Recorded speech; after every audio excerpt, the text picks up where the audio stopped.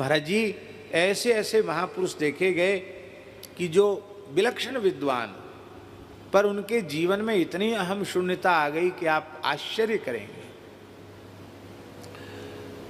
चौमू के पास एक गांव है निमाणा, उस गांव में हम अपने पूज्य गुरुदेव भक्तमाली जी के साथ गए। एक महात्मा ने बुलाया था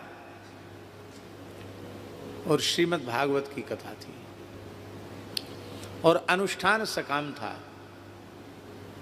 सकाम ऐसा था महाराज जी, एक भयंकर ब्रह्म राक्षस का उपद्रव था, उसको शांत करना था। और वो ब्रह्म राक्षस भी ऐतिहासिक था महाराज जी।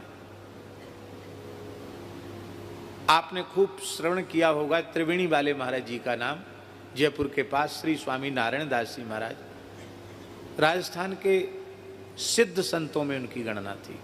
वस्तुतः बड़े उच्च कोटि के महात्मा थे।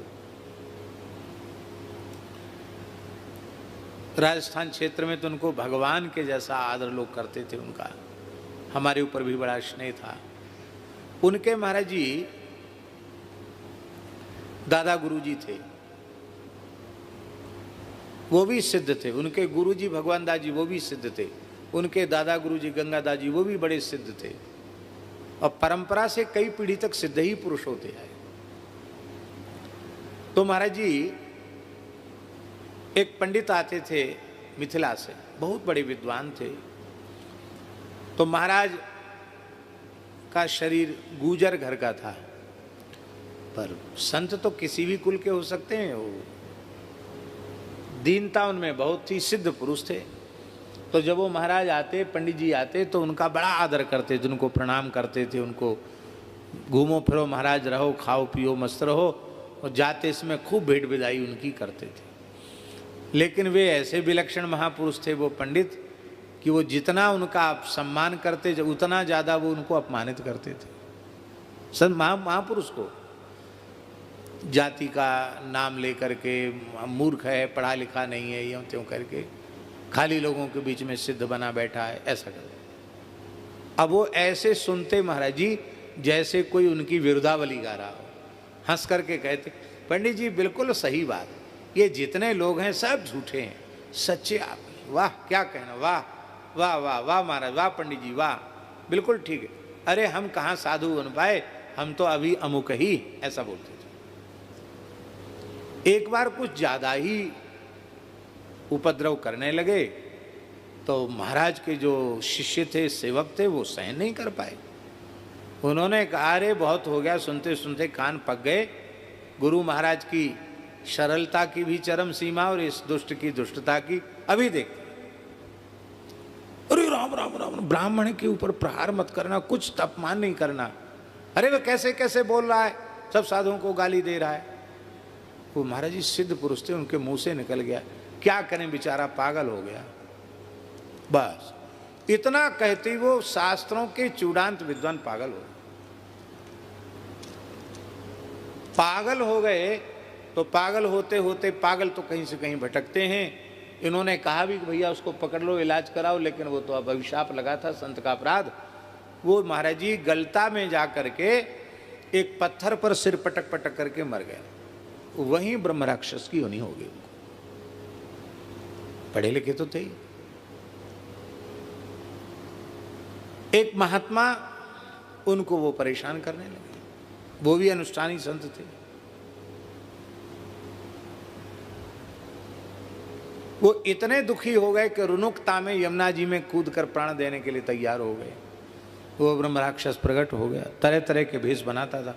उसने कहा मैं तो परेशान हूं, तुमको मरने के लिए थोड़ी सता रहा हूं, हमको इस योनि से छुड़ाओ, क्योंकि अब तीसरी पीढ़ी चल रही है।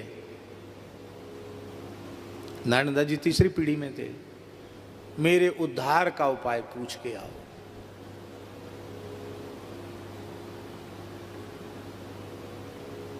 वो आए महात्मा श्री नारायण दास जी महाराज के पास। महाराज हम बहुत परेशान हैं, ऐसी ऐसी बात है। उन्होंने कहा भागवत से ही सब समस्या का समाधान होता है। वो आता है तुम्हारे सामने तो उसको पूछना भागवत। तो आया, फिर आया, बोले क्या पूछा? उन्होंने भागवत बताया। अब मैं भागवत किससे कराऊं? तो महाराज जी वो ब्रह्म राक्षस बोला कि वृंदावन में एक अमुक नाम के महापुरुष हैं, यदि वे भागवत सुना दें तो मेरा उद्धार हो। महाराज जी का नाम लिया उस ब्रह्म राक्षस ने। इनको भी सब पता रहता है कि हमारा उद्धार करने में कौन समर्थ है। भक्तमाली जी का नाम लिया, महाराज जी के पास संदेश भेजा कि हमारे तो प्राण चले जाए, नहीं तो आप आओ। तो हम भी महाराज जी के साथ गए। वो महात्मा महाराज जी परम अकिंचन, अब तो खूब समृद्ध हो गए वो, पर उस समय बहुत अकिंचन थे। फूस की झोपड़ी में रहते और हम लोग गए तो 2-3 किलोमीटर तो पैदल चल के वहाँ पहुँचे। तो हमारा सामान भी गुरु महाराज ने अपनी पीठ पर ले लिया। बोले पंडित जी खाली हाथ चल सकते हो कि नहीं? हमारा थैला भी अपने कंधे पर ले लिया।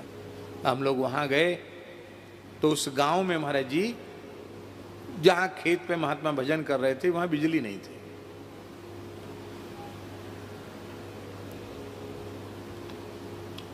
एक कक्ष था खेत में, उसमें बाजरे की करब से उसके दरवाजे को और खिड़की को बंद, खिड़की में कोई पल्ला वल्ला नहीं थे न दरवाजे में।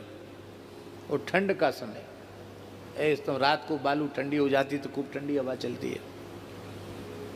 और एक बोतल में मिट्टी का तेल भरा हुआ, उसमें वो बत्ती जल रही है। जाते ही महाराज जी ने उसको तो बुझवा दिया।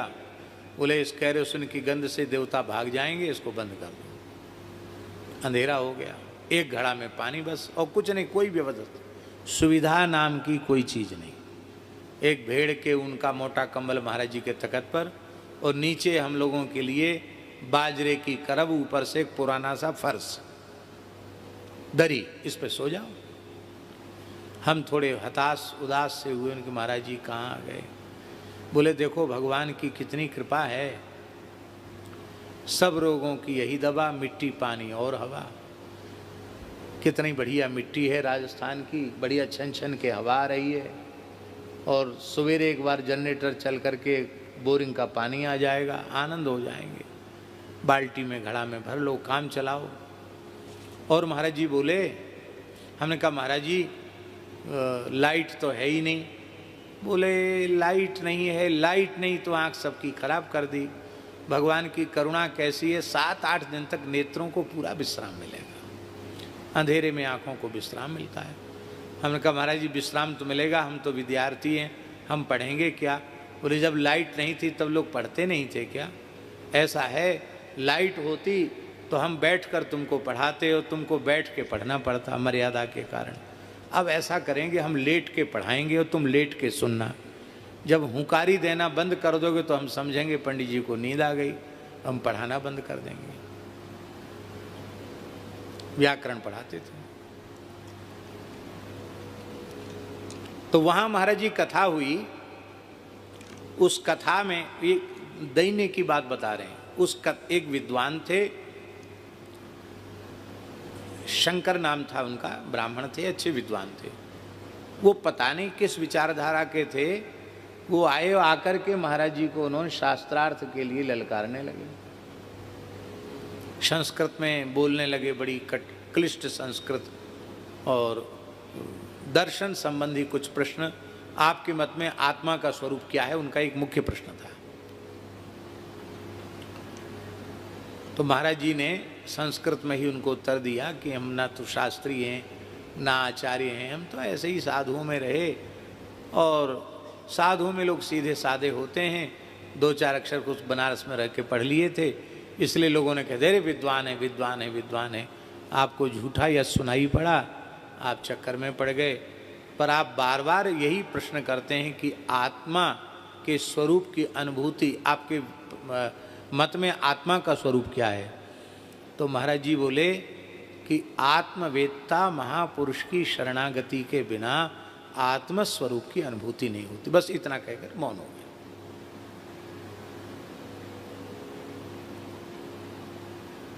और गांव के लोग ताली बजाने। ये बाबा महाराज जी स्वरूप में तो, वेशभूषा में तो एकदम सीधे साधे थे ही। अरे देव, गांव के पंडित जी ने महाराज की बोलती बंद कर दी, कुछ नहीं बोल पाए, खाली दंडोत करते रह गए। और हमको इतना मन में क्षोभ हो रहा था कि हम बच्चे हैं, कुछ पढ़े लिखे होते तो हम कहते हैं क्या गुरुजी से बात करता है, हमसे बात कर, और हम पढ़े लिखे नहीं, हम क्या करें। इसके बाद कथा आरंभ हुई। एक दिन महात्म हुआ तो 8 घंटे महाराज जी रोज कथा कहते थे। तो पहले दिन महात्म्य के बाद दूसरे दिन 4 घंटे में जब जन्माद्यस्य यतः की चर्चा महाराज जी ने, वो पंडित जी समझ गए कि ये जिसको हम समझ रहे थे ये अनपढ़ है। भागवत पूरी जो लगा लेते हैं उनसे पहला श्लोक नहीं लगता है। 2-2, 3-3 आवृत्ति लगाने वाले लोग भी पहला श्लोक नहीं लगा पाते हैं। महाराज जी ने 4 घंटे व्याख्या की। आंख बंद करके महाराज बोलते थे। तीसरे दिन तो वो चरणों में साष्टांग पड़ गए, बोले महाराज मैंने बड़ा भारी अपराध किया आपके प्रति, आपका तिरस्कार करके। महाराज जी बोले नहीं, आप विद्वान हैं, आप तो सबका आदर ही करते हैं, वस्तुतः हम पढ़े लिखे नहीं, यही कहा। बाद में वो ब्राह्मण परिवार सहित महाराज जी के शरणागत हो गया। तो जब रास्ते में आ रहे थे तो महाराज जी बोले पंडित जी आपके मन में क्या हो रहा था कि हम झगड़ा करेंगे। देखो झगड़ा करते तो घर में खीर मालपुआ जाके पाए, ये खाने को कहाँ मिलता। एक एक गमछा कपड़ा बेचारे ब्राह्मण ने दिया, थोड़ी बहुत साधु ब्राह्मणों को दक्षिणा भी दी, ऐसे विनोद में बोलते थे। इस सब से वंचित रह जाते, इसलिए कभी झगड़ा नहीं करना। हाँ, लिखा है वादो नावलंब्या, नारद जी के आज्ञा है, वाद विवाद में भक्त को नहीं पढ़ना चाहिए। कहने का आशय दास का केवल इतना है कि ऐसे महापुरुषों को भी देखा। हमसे कहते थे कि हम तो मध्यमा पास करने के बाद शास्त्री की परीक्षा तो दिए नहीं, पढ़े और चले आए, और फिर आप पढ़ाते नहीं है, सब स्मृत हो गया है, ऐसा बोलते। और महाभाष्य तक कभी कोई कुछ भी पूछने आता तो बिना पुस्तक दे के बताने लग जाते। टीका की टीका उनको पता नहीं कैसे कंठस्थ थी। श्लोक ऐसे लगते विविध छंदों में जैसे उनको कंठस्थ हों, ऐसा उनका वैदुष्य था, ऐसी श्लोक रचना करते थे।